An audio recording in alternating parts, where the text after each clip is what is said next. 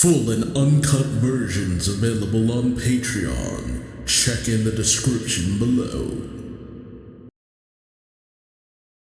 Greetings once again, Pokemaniacs. Duuz-Diz-Din back again with more of the Pokemon Adventures manga, where previously Cyrus used the red chains created from the Lake Guardians in order to summon Dialga and Palkia, in order to have them clash.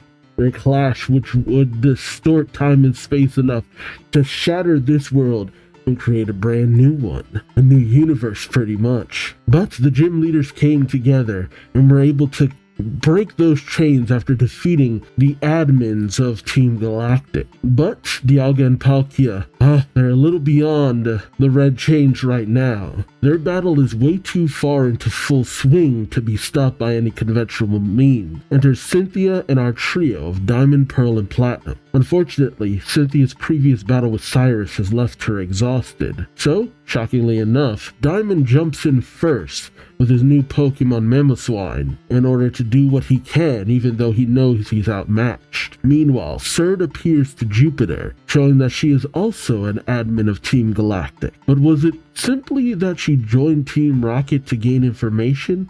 Or was there more to it? Join me as I find out, won't you? Alright, Pokemon Adventures Diamond and Pearl / Platinum. I will mostly be focusing on the 4 chapters of this volume that make up the finale of the Diamond and Pearl section, whereas I usually have added on one more chapter, but that'll just go to the next video. I mean, next video is going to be pretty packed. But this is volume 38, or 9, depending on how you look at it. And this cover, I mean, it really does make it seem like Diamond is commanding Regigigas. I'm really wondering how this comes about. Also, it's interesting that aside from Regigigas being, a legendary and not often do legendaries evolved, Munchlax has not evolved. Alright, Dialga and Palkia in a blurry picture of Giratina, trying to be a little mysterious about the whole situation. It's all hands on deck. Alright, so we got Diamond, who has 5 Pokemon. He needs one more. Pearl's team of 6, and oddly enough, Platinum still only has 3. Unless she's still hiding some more Pokemon that we don't know about. I think she is. Alright, chapter 76, Double Trouble with Dialga and Palkia part 3. We pick up with Diamond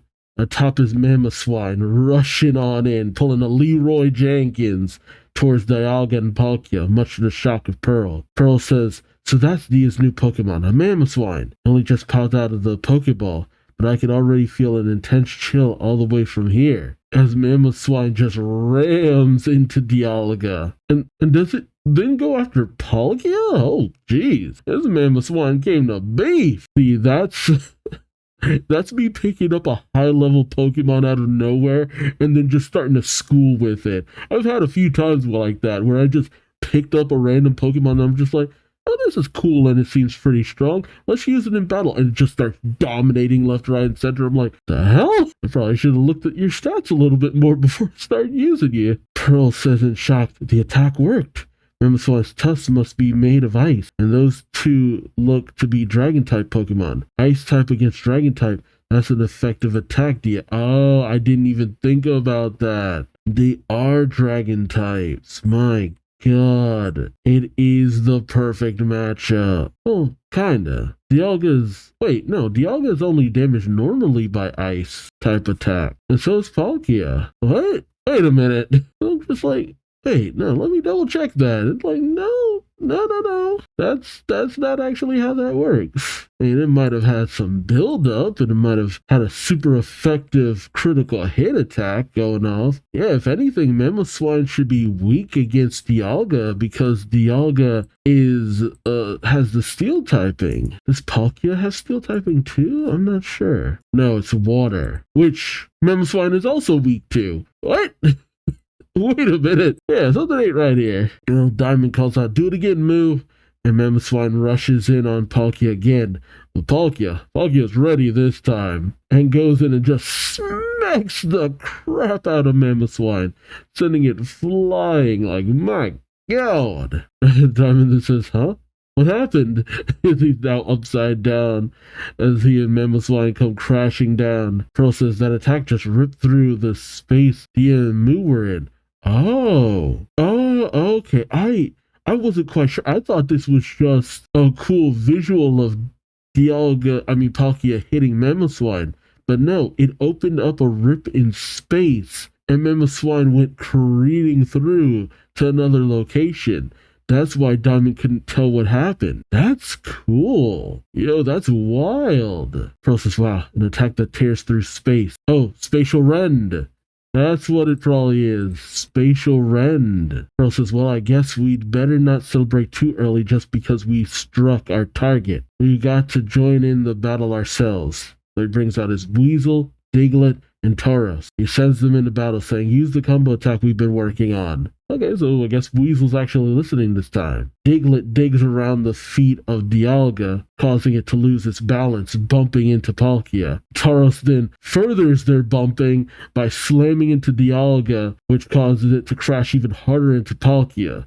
The two Pokemon go down, and Weasel pops up, just hitting Dialga with a blast of water. Well, Dialga and Palkia, too. Diamond then jumps in, quick as all get out, once again telling Mamoswine, now's our chance, Moo. And Mamoswine unleashes a blizzard attack that freezes Dialga and Palkia solid. Pearl turns to Diamond saying, way to go. But the two aren't done just yet. Oh, as I think Dialga lets off a roar of time, as it's their two signatures, and just everything starts to warp around Diamond and Pearl, and things are reset back to when Diglett was digging around Dialga's feet, but Dialga moves in time this time. Pearl says it reversed the flow of time with its attack, and Dialga then delivers a weird headbutt-like attack, which blasts back Diamond and Pearl and Mamoswine. Diamond says they're strong, almost too strong. Pearl says they're not called legendary Pokemon for nothing. Like Cynthia said, they're the ones creating the distortion in time and space. Diamond says, so by stopping these two, we can save the Sinnoh region from catastrophe. Pearl says, will we defeat them? As he brings out all of his Pokemon, which, gotta put my favorites up on the board. Got Infernape in there, as well as Luxray. And then you have Diamond saying, or capture them, as he brings out all of his Pokemon. You got Pearl's Tauros, Infernape, Chatot, Weasel, Luxray, and Diamond's Licky Licky, Bastiodon, Munchlax, Torterra, and Mamoswine. Oh, I forgot about Pearl's Diglett. Can't forget the Diglett. Pearl faces down Palkia, saying, either way, we gotta do it on our own. While Diamond says, facing down Dialga and Palkia are a duo of time and space, so it's duo against duo. A good idea. But in comes Platinum calling out, Pearl, Diamond, as she flies overhead on Garchomp. Diamond and Pearl, riding upon Licky Licky, rush in. Licky Licky manages to grab onto one of Dialga's horns, pulling itself towards it. Just as Dialga gets ready to attack, Licky Licky manages to avoid, launching the boys upward. That's when Mamoswine, Torterra, Weasel, and Luxray all attack, as well as Diglett managing to hit Palkia with Dig, maybe? I'm not really sure. Bastiodon and I think Luxray hit Dialga, while Infernape and Tauros then hit Palkia. As Garchomp lands, Diamond dismounts, saying, I'm not going to let those two fight alone. I must do my best as well. She then says, oh my, as she finds all of the gym leaders down in a crevasse. Oh, a bit of a sinkhole, more or less. Oh, I forgot Cynthia was here too. Platinum says, it's the gym leaders, as we see Candace, Maylene, Gardenia, Crasher, Fantina, and Rourke all down and out. Cynthia goes over to Gardenia, saying they're wounded. Platinum's questions, did those two Pokemon do this? Cynthia says, I assume so. Platinum turns to Diamond and Pearl going at it, saying then Pearl and Diamond might get hurt too. Candace calls out to Platinum, and as Platinum goes over to Candace, oh, so cute. Candace says, you're finally here. It took you so long. I wanted to show up all cool and collected, but I've ended up like this in tatters. I do love their friendship.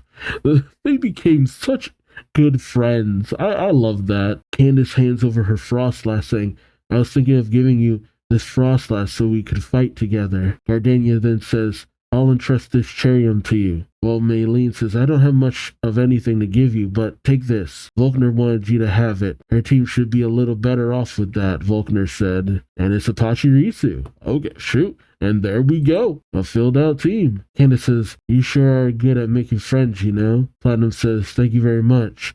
I promise to repay you all for your generosity. But as Palkia gets ready to attack, Candace sees that they're in the blast radius. She tells Platinum, look out, as she brings Platinum out of the way. But that seems to damage the Pokeballs as a result, mostly their locking mechanism. Platinum turns saying, the Pokeballs. Platinum goes rushing in anger, saying, how could you? How dare you treat gym leaders like that?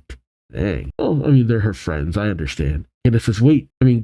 Caitlin says, wait, you can't go into battle without a plan. Platinum says, but then Palkia just unleashes another blast that, calling her Candace and Caitlin, Cynthia says, wait, you can't go into it without a plan, and then she manages to get Platinum out of the way. I don't know where I'm getting all these C names from, Candace and Caitlin. Oh, that's because they've been in this region. I think I'm thinking of Caitlin from the Battle Frontier too. But as Cynthia and Platinum hit the deck, a scroll falls out of Cynthia's, belongings right before Platinum.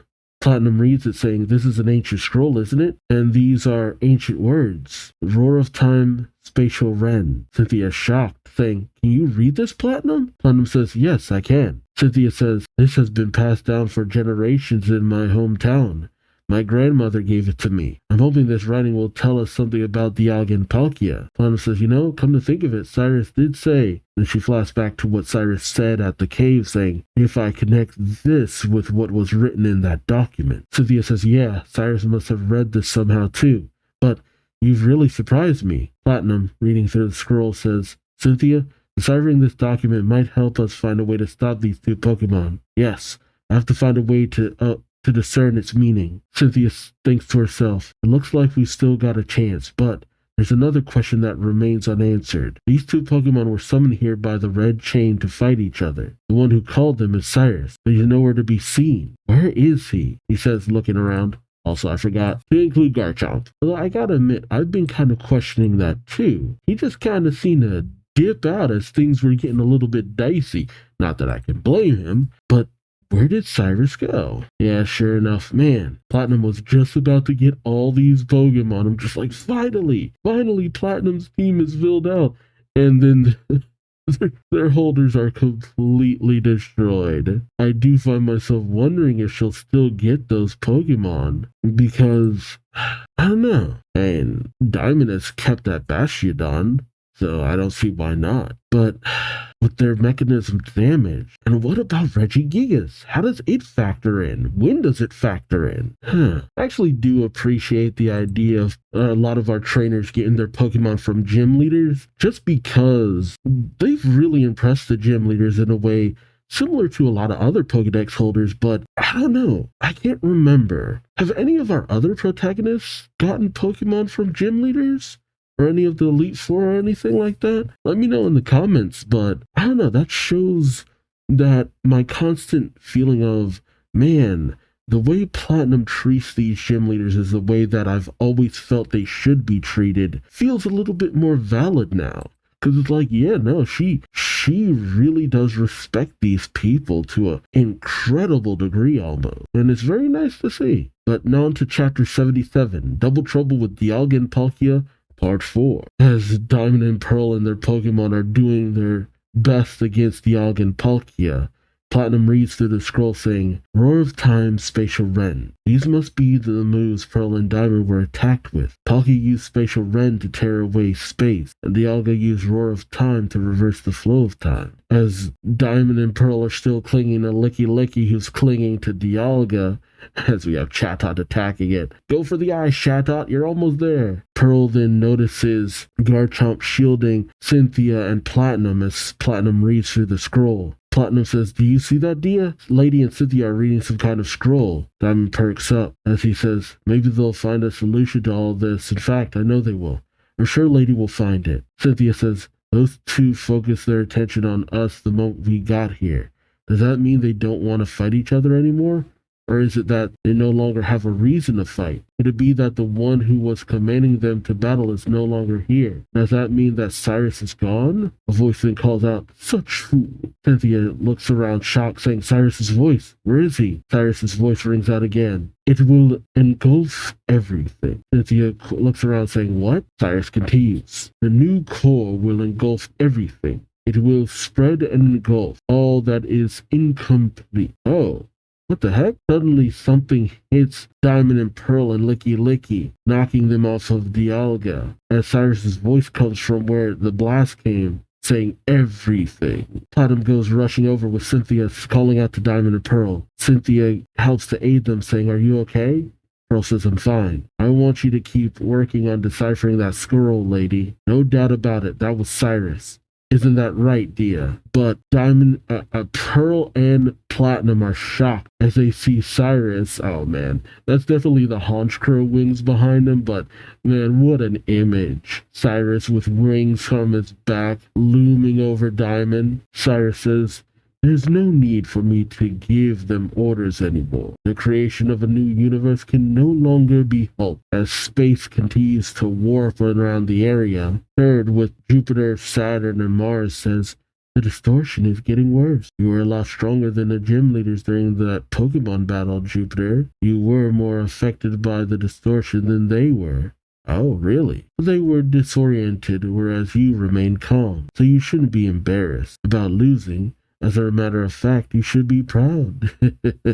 Jupiter barely acknowledges this, as Saturn says, "As if that's going to comfort her." Mars says, "Who is this woman anyway, Jupiter?" Oh, okay, so they've never met. Jupiter does seem to be the oldest amongst them, well, aside from Surd. Jupiter stands up saying, "Team Rocket member Surd, one of the three beasts." Surd says, "Actually, Team Galactic member Surd, I'm one of your comrades. I joined Team Rocket for a reason," she says with a bow. Jupiter explains, saying, "Commander Cyrus's plan to create a new universe was already set in motion years ago. You two know that, don't you?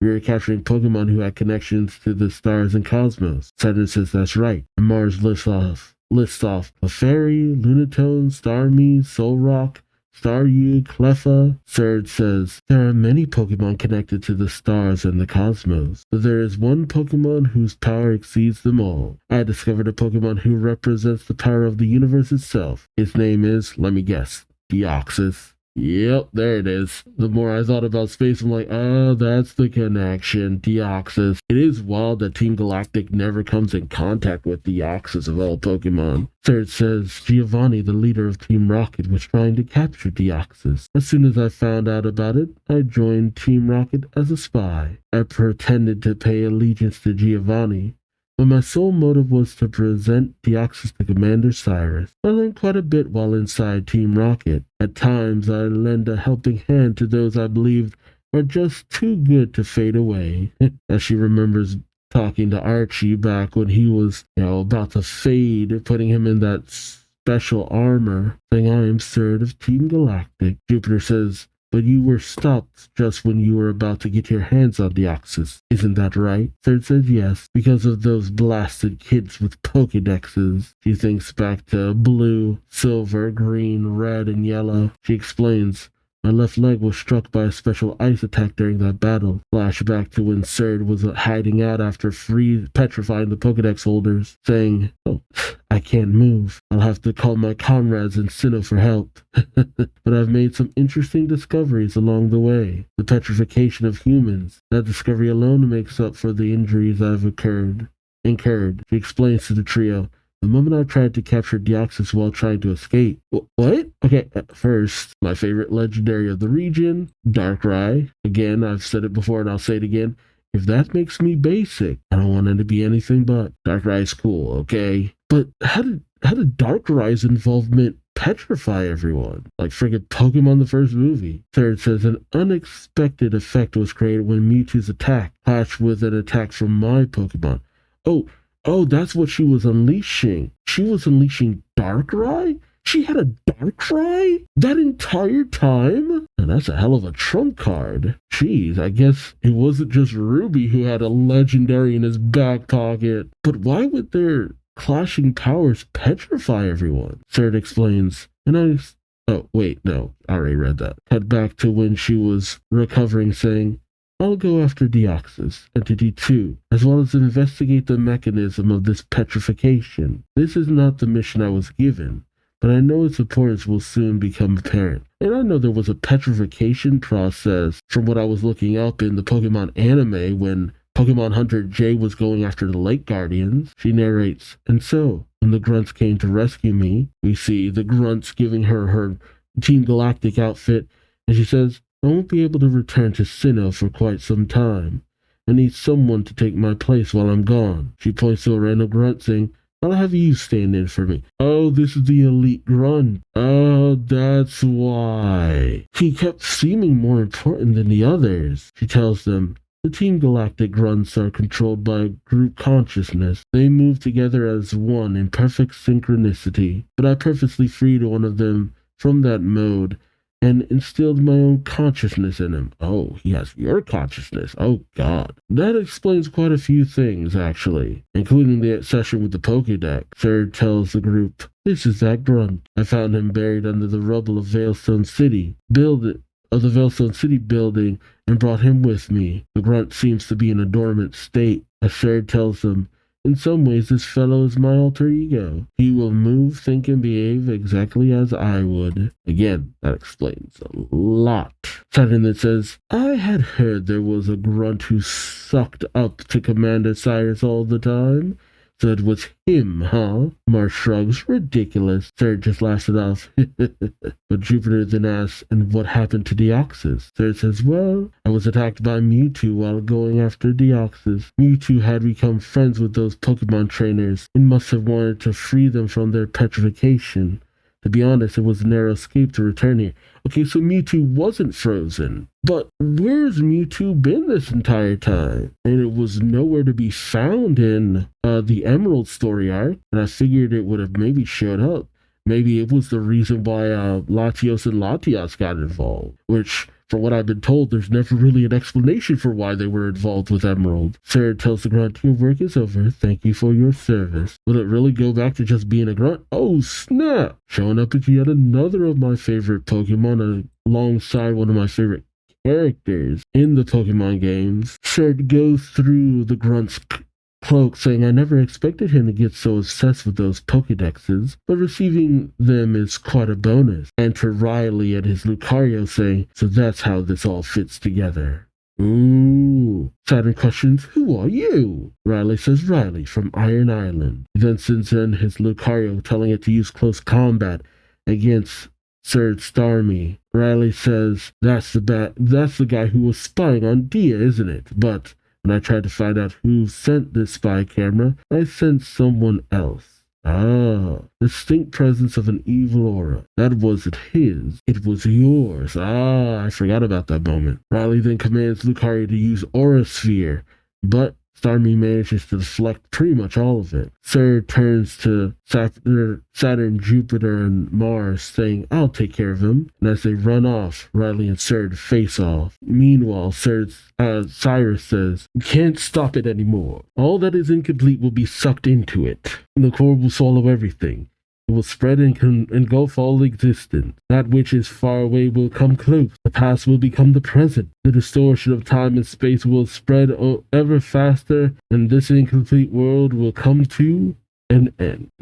Crazy. Alright, on to chapter 78. Double Trouble with Dialga and Palkia Part 5.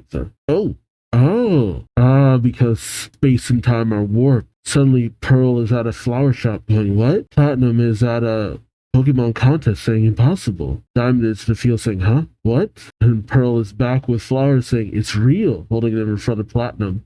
Aw, love blossoming. I know, silly. Cynthia sees the distortion as well, she's seeing what she can, saying, a distortion in space and time.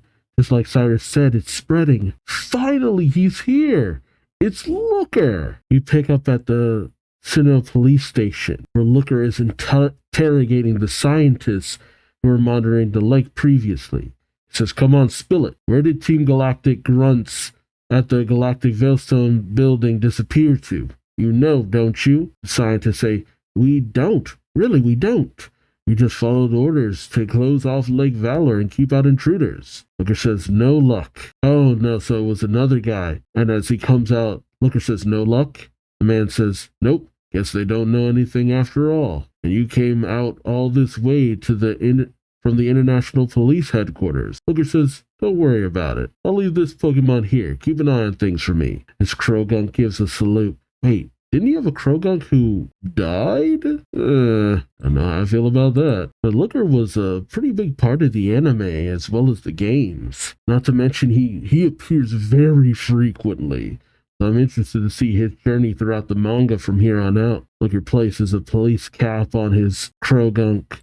Krogunk. I don't know why I thought the name was wrong. He then spots Dr. Footsteps, right? Yeah. And he questions, who's that? The police captain says, the concerned citizen who captured those two and brought them in for questioning. Apparently, there's something he wants to ask them. He's been waiting until we were done interviewing them. Dr. Footsteps then thinks, I can't wait to record the footprints of their Cricketune and Drapion. I wish they'd hurry up and finish. Dr. Footsteps then steps outside, and suddenly he's at the spiral pillar because space is warped and time is bendable. God, I really should put that clip in from Mystery Science Theater. Oh well. He goes, oh?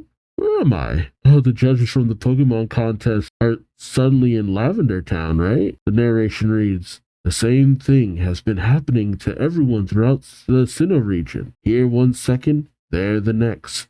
Snippets of time repeating over and over. Oh, it's the kids who wanted to battle Maylene who are now on the statue with the Bidoof. The farmer and his daughter are now on Iron Island with the Steelix. People thrown into chaos, paralyzed with fear. This time, as the time-space anomaly continues to grow and threaten everyday existence. You know what? I said before that the destruction to the Sinnoh region has been minimal, but when the problem is the warping of space and time itself.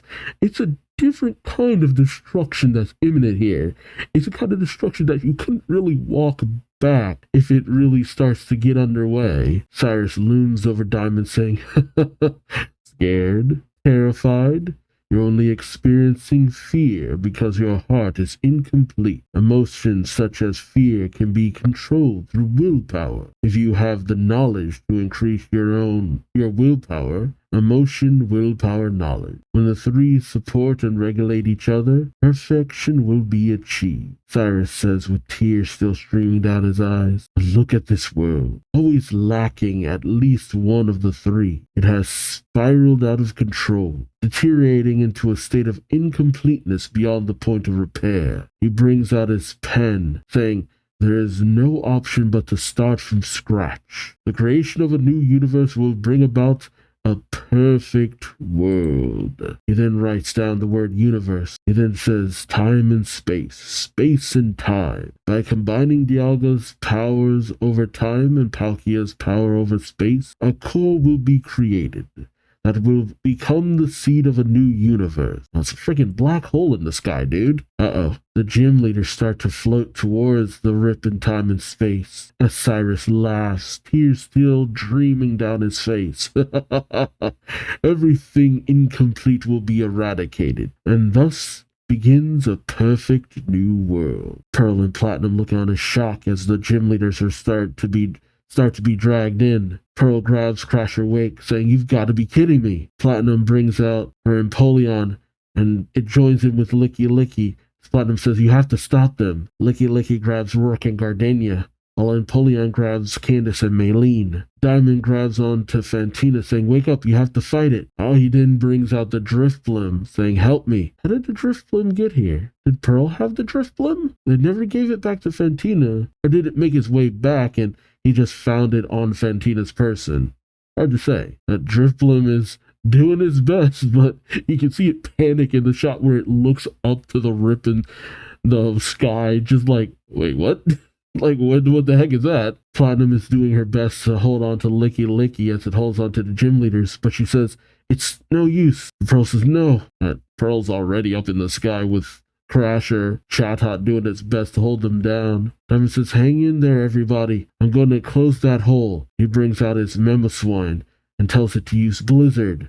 But, I mean, yeah, it just goes into the hole. Blizzard go down the hole. Cyrus says, pointless effort. Did you seriously think attacking it would do any good? Diamond says, well then, I'll jump into the hole myself. Come on, Moo, let's go. Let's see if we can close this hole from the inside out.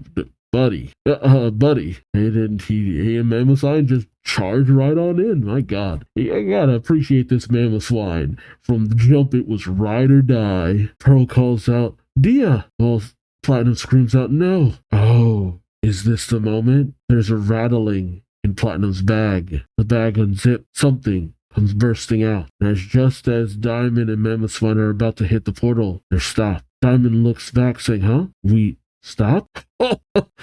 Okay, I gotta admit, Regigigas is intimidating. Regigigas has always been intimidating. I don't know what it is about this Pokemon, but there's a certain element to it that is just kind of freaky. Like, just, I don't know what it is about this Pokemon, but it kind of terrifies me to a certain extent. And here it is, helping out for some reason. Don't know why, it just felt like it was time. It's because, that's the thing about some of these legendaries. They will join with a trainer being like, I feel something. I feel destiny. And they'll go with a trainer and just pop up at the right moment. And there it is. Just like before. Regigigas is here to help. Cynthia questions, Platinum, what's going on? No truer words have ever been spoken.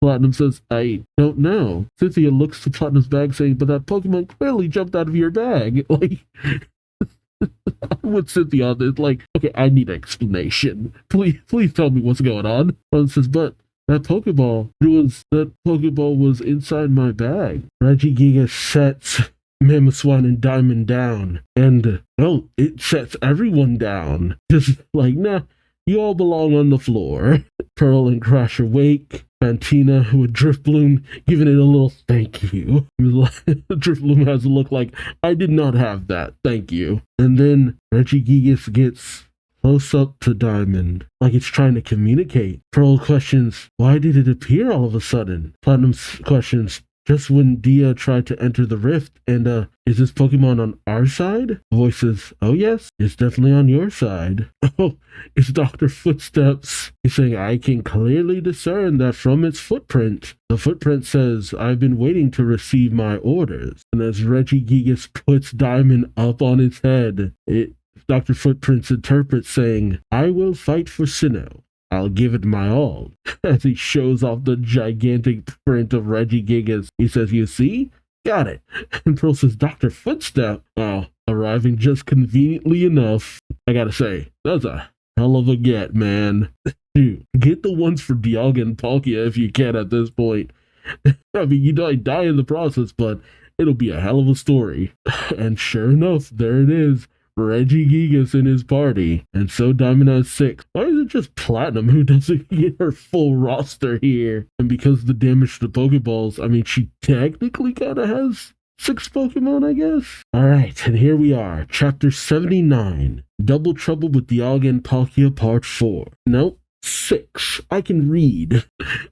Roman numerals are hard, but this is the final chapter of the Diamond and Pearl arc specifically. And next we head into the Platinum arc. But before that, let's see how this all wraps up. I gotta say though, this conclusion has probably been like the easiest one. Like, I feel like with a lot of the other conclusions, they just kept building and building and building and building. This one's a lot more straightforward, all things considered, because we're not in so many different places all trying to make everything just coalesce. Like, no, everything's kind of here. Mostly because the warping of space and time. So thank you, warping of space and time. You are both the problem and the solution. Pearl and Platinum come rushing up, Pearl saying, Dr. Footstep, what are you doing here? The doctor says, I don't rightly know. I stepped out of the police station and wound up here. On the bright side, it looks like I'll be able to gather an amazing footprint at this location, he says, snorting up a storm. Pearl questions, says, not if the foot crushes you first, I know, right? Like, you are a mote in the eyes of gods. Pearl says, at any rate, Dr. Footsteps' reading of footprints are accurate. That huge Pokemon is definitely on our side. Isn't that right, lady? Platinum says yes, while Cynthia just looks on in bewilderment, saying, Regigigas. For Cynthia, who has studied these myths and legends for the majority of her life, I can only imagine what she's feeling right now. I mean, the heck with Mesprit, Uxie, and Yself, which I don't know why I just recalled those names. There's a clash of the Titans. And my god, you know what?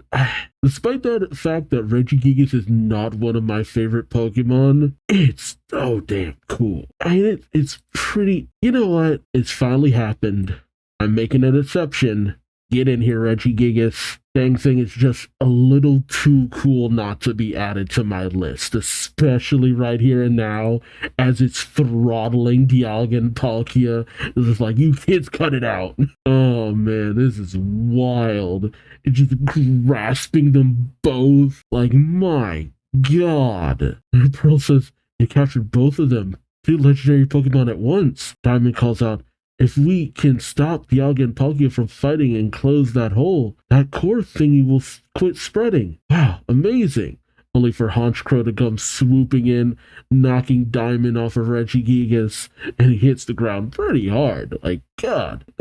You know, and let me bring back the old adage I've had of, man, these kids need to wear padding with how many times they hit the floor so hard. Pearl and Platinum call out for Diamond, and as Diamond tries to recover from his fall, you see Cyrus once again looming over him. It's weird how they keep ending up in this situation. Though technically, Diamond is the protagonist character. Cyrus looks down on him, still with tears streaming out of his eyes, saying, why must you always get in my way? Don't you understand the importance of perfection, of making this world complete? Don't you comprehend what a grand thing it is that I hope to achieve? No, it's beyond the likes of you. You've never even considered the implications of time and space before. And as Diamond looks at him with a blank expression, he then looks down and looks back up, a clear look in his eye, saying, I do understand. I can't use big words to describe it, but I get it. I'm slow. Compared to me, Pearl is fast. Even when we do the same thing, Pearl does them quickly.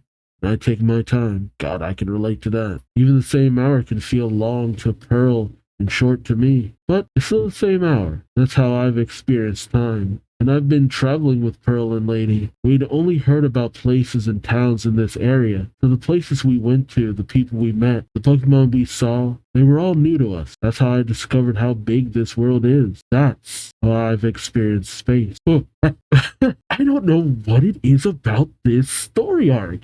The simplest things just, man, that is strangely poignant. Wow. I don't have the words for why this is making me feel the way it's making me feel. I'll just continue. Cyrus says, apparently asking you was a complete waste of breath. You and your silly notions.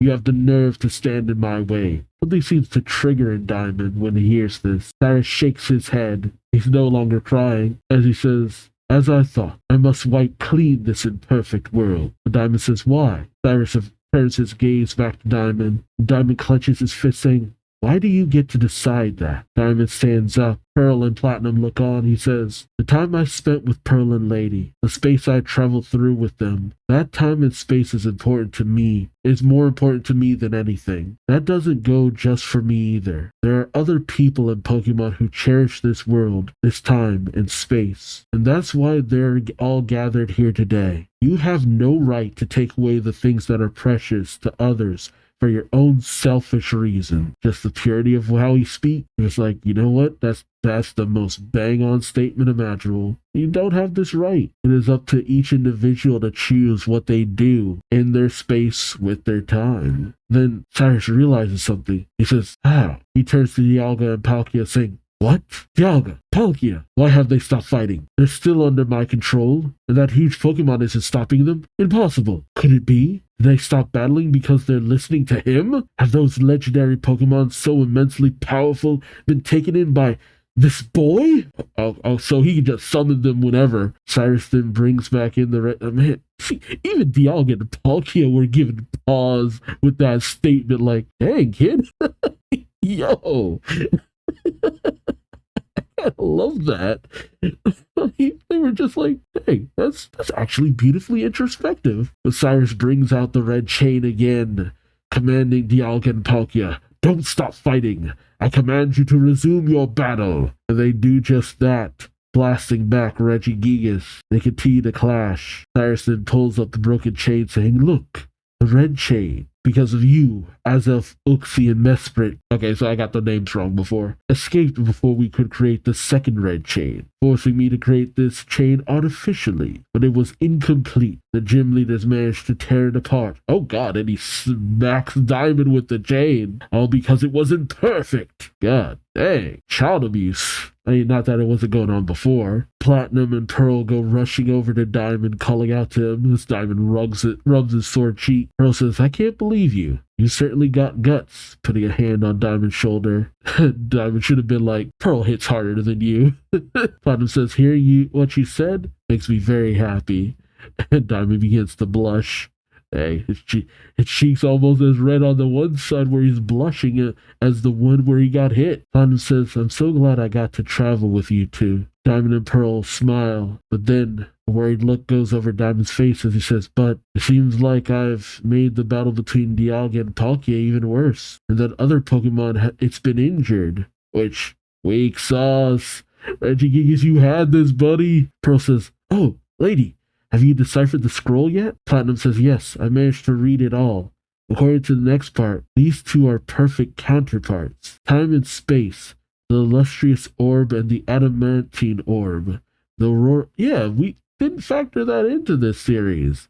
That was a thing in the anime. The roar of time, Dialga's greatest move, which has the power to blast away time. And Spatial Rend, Palkia's greatest move, which has the power to tear away space. They're both equally balanced against each other. Diamond says, "So there are two of them, but only one red chain." Platinum says, "Cyrus can't control both of them with a single chain. Sooner or later, the moment will come when the clash between these two powers becomes imbalance, and that's our opportunity." Diamond and Pearl nod. Oh, bringing out all the Pokemon. Yep, there it is. They bring out all of their Pokemon.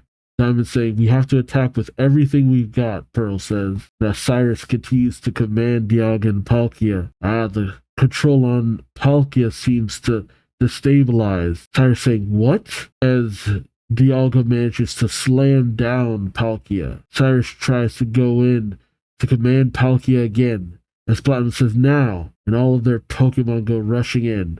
Well, at least Diamond and Pearl's Pokemon. Oh, for a split second, Dialga seems to regain its senses. Dialga nods to Palkia, and Palkia does the same. They both cry out with their powers, which clash in the sky. Cyrus finds himself floating upward, into the mixture of their powers.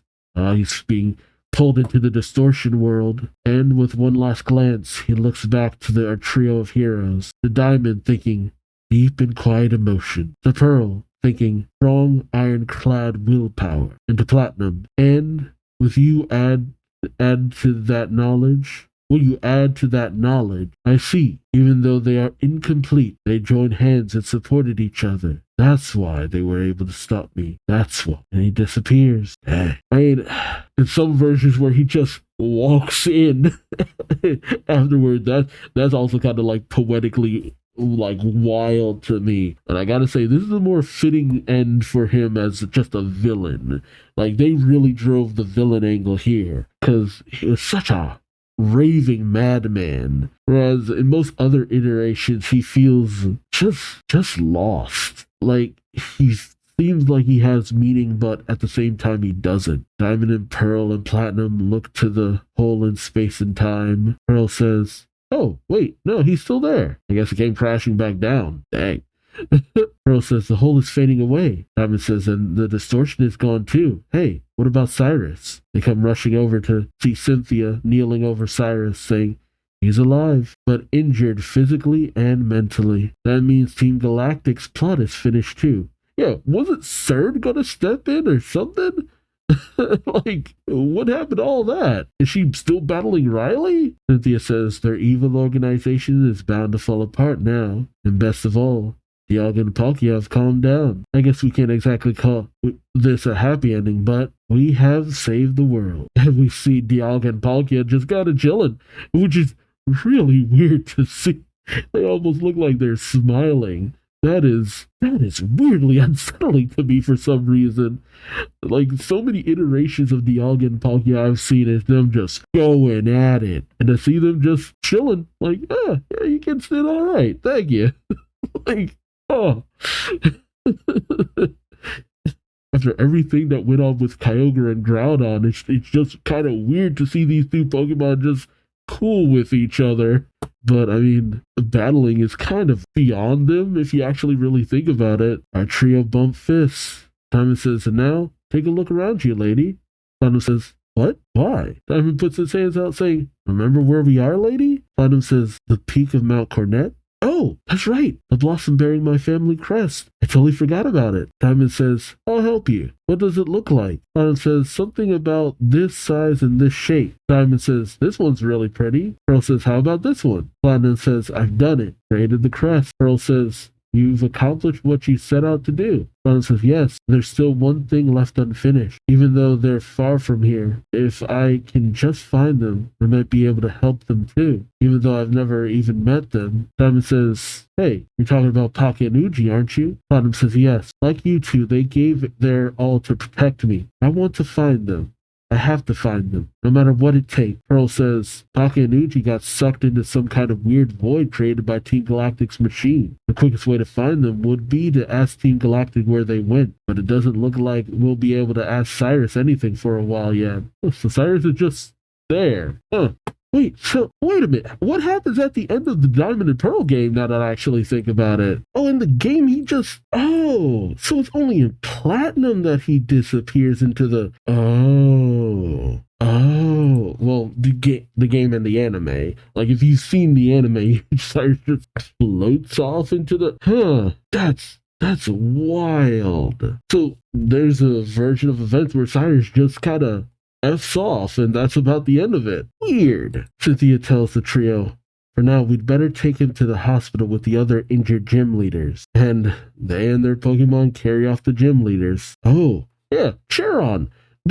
Man, he barely even factored into any of this, just slinking around in the shadows. But from what I read up on, Charon had like one last hurrah in the anime too. Charon says, Regigigas, another one of Sinnoh's legendary Pokemon. I want it. If only I were a little closer. I'd still give it a try? No.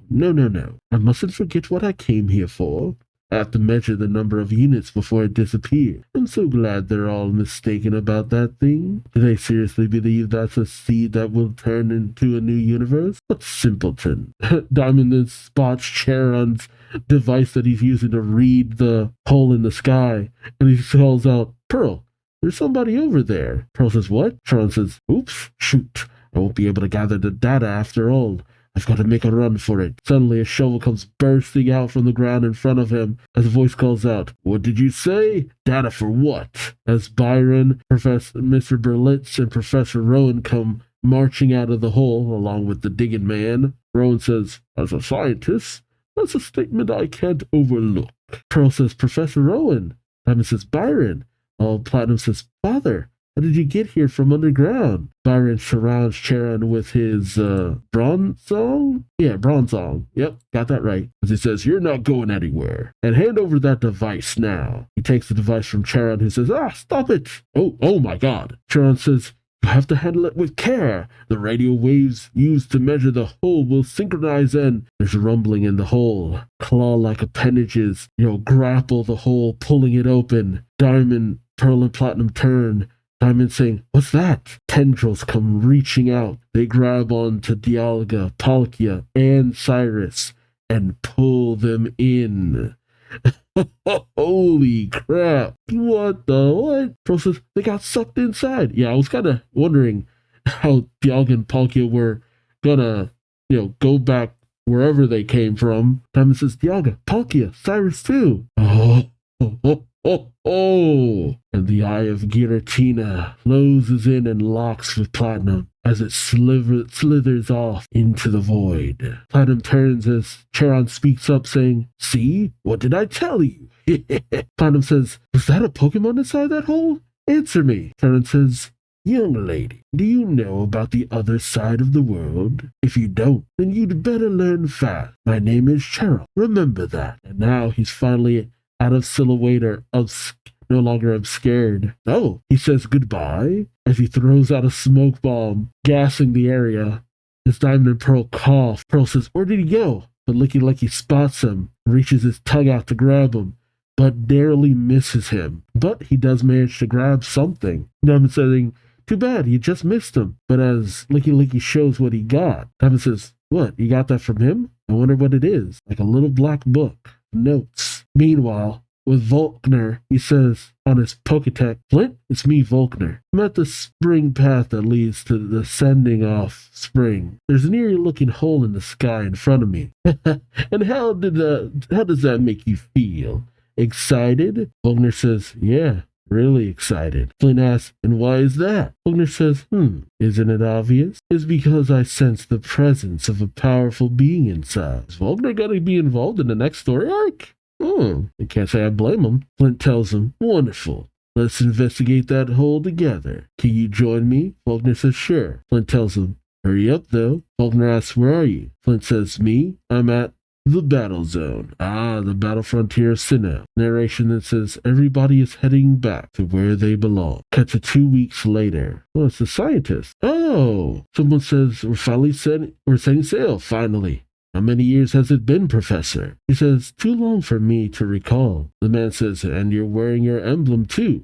Is it because you're going to see your family again after such a long time?" Right. Okay. She's Platinum's mom. Okay. She's the one who created that emerald gem too. And she was there when Rayquaza escaped, right? Professor Yanez. Oh, her last name is Berlitz. Okay, there it is. She says that too, but how can I explain? It's a tradition. It's ceremonial. I made my crest from vegetation I found on the top of Mount Cornet when I was young. It's a family tradition that has been passed down for generations. The man says, "To your daughter as well?" He says, "Yes, she has one too. She's 12, so it was a little early for her, but she went on her quest to the mountain as well. I never dreamed she'd get caught up in such cataclysmic events on her journey." Lady, you have seen the events gone down of 2 different people.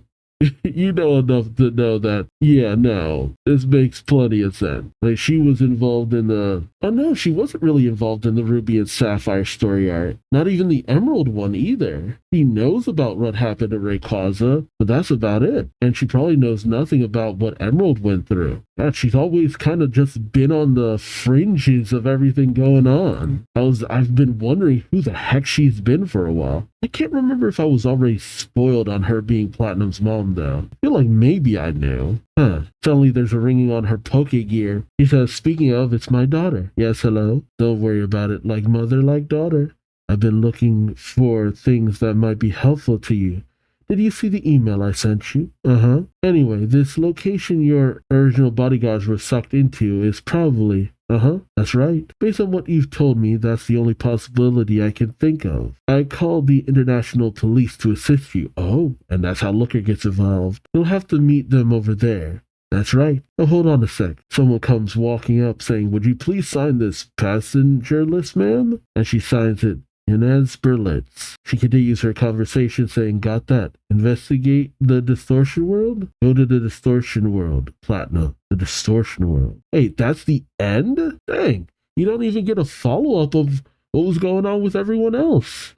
Then again, you just they made it very clear you're just really transitioning right into the Platinum story arc, which, I don't know, I have mixed feelings about. I get that they didn't want to just have it have too much preamble, because they know they're going right into it, but I would have liked to have seen like a little bit of a moment where everyone comes together and talks about everything that happened. Maybe see Caitlyn and Maylene hang out with Platinum a little bit, or even have Diamond and Pearl hang out with her a little bit more too. That's the only real downside I have here. But all in all, that was a great conclusion. I would have liked if Platinum played a bigger role, but it's clear by the fact that this is the Diamond and Pearl arc, Diamond and Pearl being at the forefront makes the most sense. Although, I still feel like Sapphire wasn't as involved with the finale of the Ruby and Sapphire arc as she really probably should have.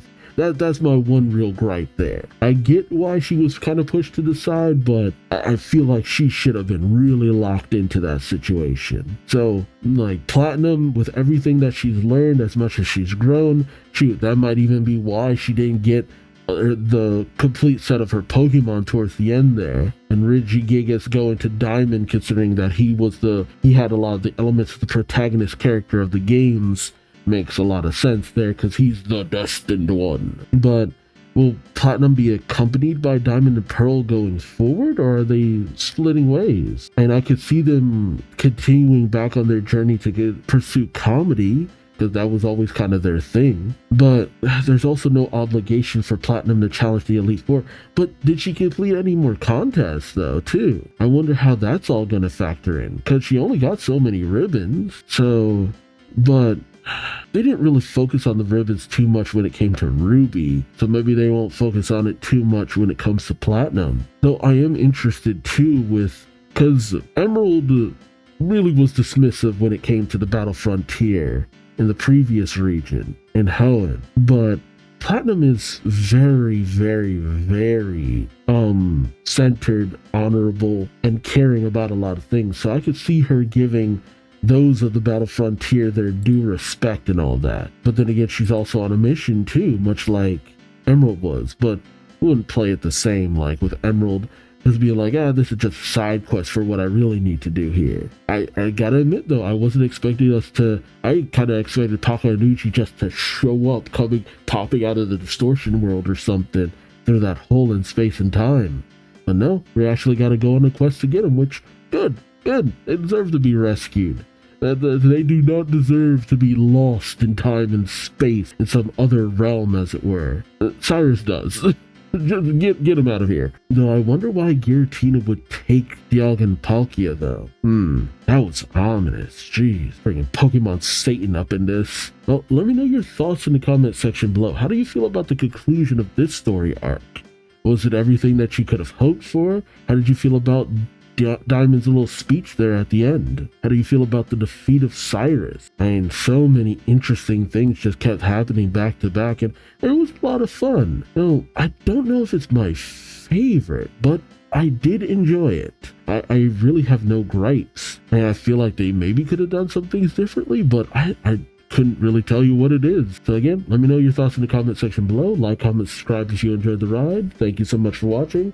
And until next time, I've been Duuz-Diz-Din, and I hope to see you later. Till then, take care. Bye-bye.